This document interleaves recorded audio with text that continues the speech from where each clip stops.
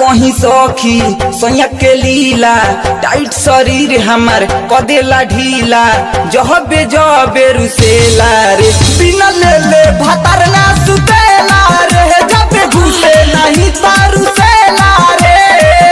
कहीं सखी सोया के लीला टाइट शरीर हमार कदेला ढीला जहबे जबे रुसेला रे बिना ले ले भातर ना सुतेला रे जबे घुसे नहीं तारुसेला रे जबे घुसे नहीं तारुसेला रे म्यूजिक बाय अभिषेक राजधानी। भातर ना सुतेला रे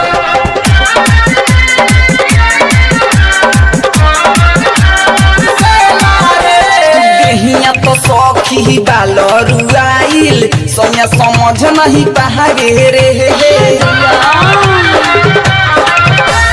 देहिया तो सखी बाल रुआइल सोया समझ नहीं पावे रे मौका देखी ठोकेला सखी जब अकेला पावे रे ऐसे जे कहरे मन नहीं भरे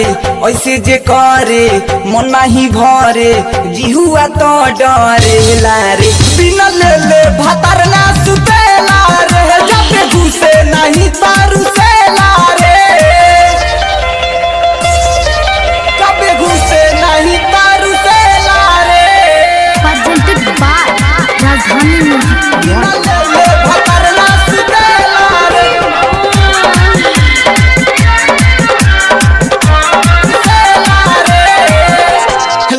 गेला गरमी हाकेला बेना चुए चोली से पसेना रे ये सखी गेला गरमी हाकेला बेना चुए चोली से पसेना रे दिन के लेला राती के लेला करे गजबे खेला रे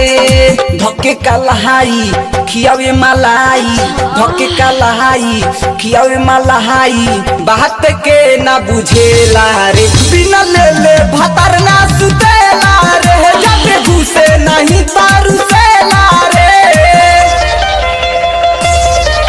जबे घुसे नहीं तारुसेला रे म्यूजिक बाय अभिषेक राजधानी। बिना ले ले भातर ना सुतेला रे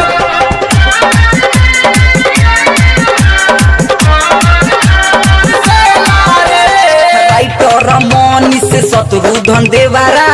माने नाही बतिया के ये सखी राइटर रमनी से लडुआ देवारा माने नाही बतिया के राज किशोर अनिल सैया करे घाते रतिया के